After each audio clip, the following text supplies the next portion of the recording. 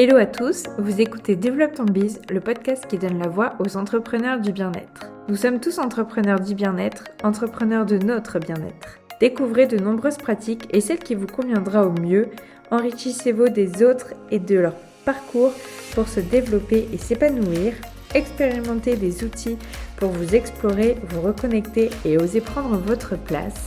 Pour aller plus loin, rendez-vous sur les réseaux Lucille Sénécal et sur le site lucillesénécal.com. Bonne écoute! Bonjour à tous, j'espère que vous allez bien. Je suis ravie de vous retrouver aujourd'hui dans ce nouvel épisode de podcast. Comme vous l'avez vu dans le titre, aujourd'hui on va parler de méditation, de comment débuter en méditation. Peut-être que le titre paraîtra pour certains un peu perché parce que pour vous la méditation c'est quelque chose de perché. Si c'est le cas, je vous invite à rester quand même avec moi pour ce petit épisode. Peut-être que votre avis changera sur le sujet. Donc je vous invite à écouter. Dans tous les cas, déjà lorsqu'on parle de méditation, pour moi on parle de pleine conscience. Le but vraiment de la méditation, c'est d'être en pleine conscience, donc d'être dans le moment présent. Et finalement, ça peut peut-être paraître dur pour certaines personnes de méditer, mais je pense que vous le faites déjà forcément un petit peu de temps en temps. L'idée d'être en pleine conscience, c'est conscient de ce qu'il y a autour de vous, de ce qui se passe, de ce que vous faites. Et c'est quelque chose finalement qui, au-delà de la méditation, être en tailleur, etc., c'est quelque chose qui se pratique au quotidien de manière complètement différente, que ce soit lorsque vous êtes en train de marcher, lorsque vous êtes en train de peindre, d'écrire, de regarder quelque chose, peu importe en fait, de cuisiner. Enfin, il y a plein de choses en fait que vous pouvez faire en pleine conscience. Et donc souvent, les stéréotypes de la méditation, c'est de voir quelqu'un en tailleur, de ne pas penser. Et pour le coup, c'est pas totalement vrai parce que le but de la pleine conscience, de la méditation, c'est un travail de l'esprit, d'être un maximum conscient de ce qui se passe autour de nous, de ce qui se passe en nous. C'est le fait de s'ancrer, d'être à son écoute, de aussi finalement au fur et à mesure mieux gérer son comportement. Du coup ça permet de ne pas être en réactif et de regretter ce qu'on a pu dire ou ce qu'on a pu faire. C'est pas non plus le fait, quand je dis mieux gérer son comportement, ce n'est pas non plus une forme de contrôle ou même une prison, mais c'est vraiment l'opposé, dans le sens où des fois on peut agir mécaniquement ou réagir à quelque chose d'une certaine manière, et finalement c'est là où on peut être dans une prison, c'est qu'on va être emprisonné par une émotion, par une blessure, par quelque chose qui fait qu'on va agir d'une certaine manière qui n'est pas forcément réellement vous, mais comme on est dans une forme d'automatisme, d'auto-gestion quotidienne, de routine, qui fait qu'on va être un peu déconnecté de tout ça. Et vraiment le but de la méditation, de la pleine conscience, c'est vraiment d'être pleinement soi. C'est de placer son attention sur le moment présent, sur ici et maintenant. Et aujourd'hui, ça peut être quelque chose qui peut être super dur à faire parce que on a une quantité d'informations qui défilent sous nos yeux, on a tellement de choses qui sont là pour nous divertir et du coup pour bloquer ce process d'être à l'écoute et de toujours... on peut très vite avoir tout le temps envie de se divertir, et c'est aussi très très dur d'être pleinement conscient parce qu'on peut très très souvent se rattacher à des souvenirs, on peut très souvent s'accrocher à des blessures qui nous empêchent encore une fois d'être totalement conscient. On peut aussi s'attacher à des peurs et toutes ces choses-là font qu'on peut être très très très facilement soit dans le passé ou soit dans le futur, et donc pas du tout dans l'instant présent. Et pour s'ancrer, être pleinement là, être pleinement soi, ça demande beaucoup d'entraînement. Je ne sais pas si vous avez déjà essayé de méditer, mais c'est parfois quelque chose qui est dur à mettre en place. Et c'est ok, hein, encore une fois, demain vous voulez courir un semi-marathon, vous ne pourrez pas le courir, ou peut-être que vous pourrez, mais vous aurez beaucoup de chance et vous partirez avec une forme déjà d'entretien physique qui sera certainement pas dégueu pour réussir à faire 21 km sans vous arrêter. Mais ça demande beaucoup d'entraînement et en fonction des jours, en fonction des heures, ce sera plus ou moins facile pour vous. Donc encore une fois, c'est quelque chose qui se cultive. Et en fait, pour méditer, pour être en pleine conscience, on utilise des outils d'ancrage. Ça peut être plein de choses, ça peut être sa respiration, ça peut être son corps, ça peut être observer autour de soi ce qui se passe, observer un dessin, observer la nature, ça peut être aussi écouter les différents sons qui viennent à vous, ou ça peut même être aussi être en mouvement, marcher, faire une marche méditative. D'ailleurs, vous aurez un prochain épisode de podcast sur le sujet. Ça peut être juste avoir quelque chose dans sa main et bouger sa main. Et en fait, toutes ces choses-là ont pour but de s'ancrer, de se connecter à quelque chose qui se passe actuellement. Je crois que je l'avais dit aussi, mais à son corps.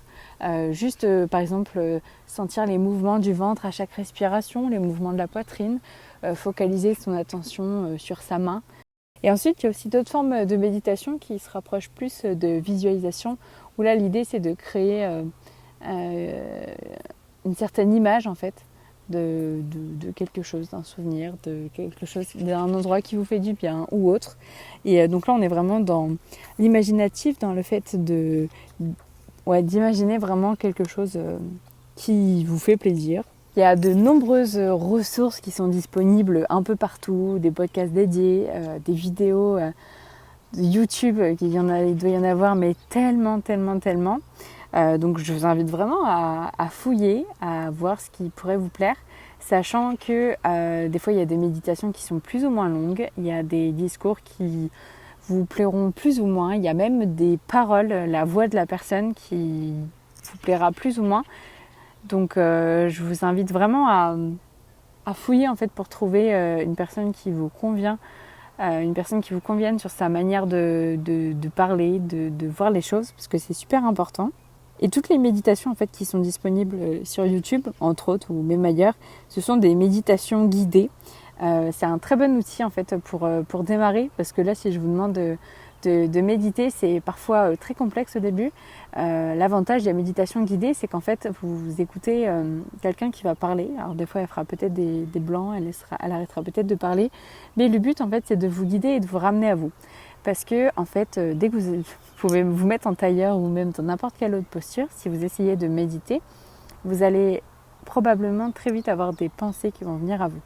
Et en fait, le mécanisme de la pleine conscience, c'est vraiment de prendre conscience que vous êtes en train de penser à quelque chose, que vous avez une idée, que vous êtes en train de penser à votre liste de courses, à ce que vous avez à faire après, que vous avez oublié de répondre à machin, etc. Et de vraiment revenir à soi et du coup, de nouveau, être dans l'instant présent, être connecté à son corps ou à tout autre outil d'ancrage que vous aurez. Et c'est vraiment ce travail, justement en étant guidé par quelqu'un, qui vous permettra au fur et à mesure de développer justement ce mécanisme de revenir à soi. C'est vraiment le plus dur, le plus important. Et je vous assure qu'au fur et à mesure d'entraînement, ce sera de plus en plus facile pour vous d'identifier en fait quand vous êtes en train de penser à autre chose et à recentrer votre attention sur vous. Mais c'est une très très bonne manière de s'appuyer sur quelqu'un d'autre justement pour nous faire un petit rappel, parce que lorsqu'on médite seul, on peut vite s'éloigner et on peut des fois être complètement inconscient pendant quelques longues minutes.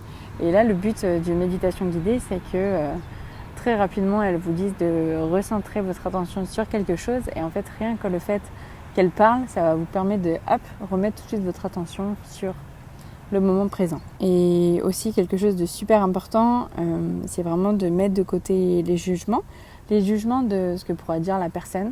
Parce que là, on peut tout de suite avoir des pensées et complètement partir du moment présent. Et aussi les jugements envers soi-même. C'est super important de s'apporter beaucoup de compassion envers vous-même, vos efforts, car c'est vraiment quelque chose qui peut vite être dur, la méditation.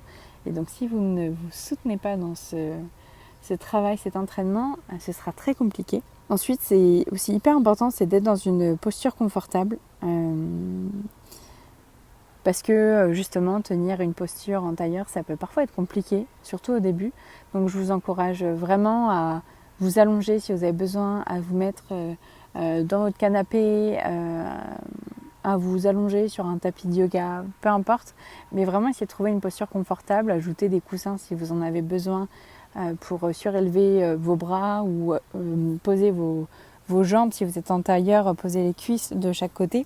En fait, le but c'est vraiment d'avoir une posture confortable pour que la notion d'inconfort ne s'installe pas trop vite et que en gros votre esprit soit complètement omnibulé par ça et vous empêche d'être dans le moment présent.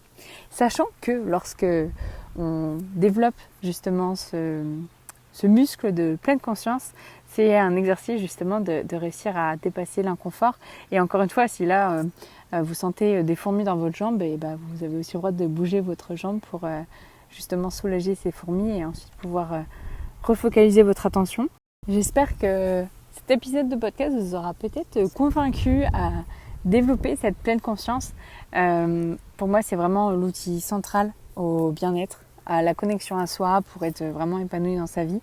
C'est un peu l'outil de la vie, je trouve. Rien que du coup pouvoir savourer pleinement les moments avec ses amis, sa famille ou avec n'importe qui ou personne d'ailleurs, pleinement, et ne pas dépendre d'une idée qui vous a dérangé ou un sujet qui peut vous empêcher en fait de profiter de l'instant présent. C'est vraiment trop dommage parce que finalement l'instant ne reviendra pas et ça ne fait que s'épuiser et ce serait dommage de ne pas du tout rien savourer de sa vie. N'hésitez pas à fouiller un petit peu, je vous ai dit sur YouTube il y en a plein, rien que sur ma chaîne YouTube, sur mon podcast, j'ai plein de méditations, donc si vous voulez vous initier, tester, n'hésitez pas. Pareil, d'un sujet à l'autre, ça peut plus ou moins vous plaire, donc vraiment soyez curieux, c'est le plus important, soyez curieux, expérimentez, explorez, et vous verrez ce qui vous fait du bien, ce qui vous correspond.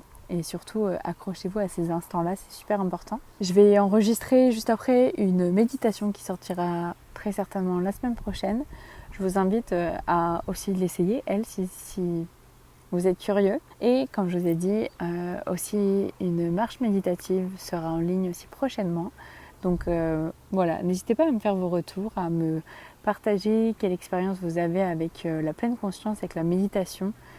Et ouais, je serais ravie d'échanger avec vous là-dessus et je vous souhaite une très très belle journée et à très vite.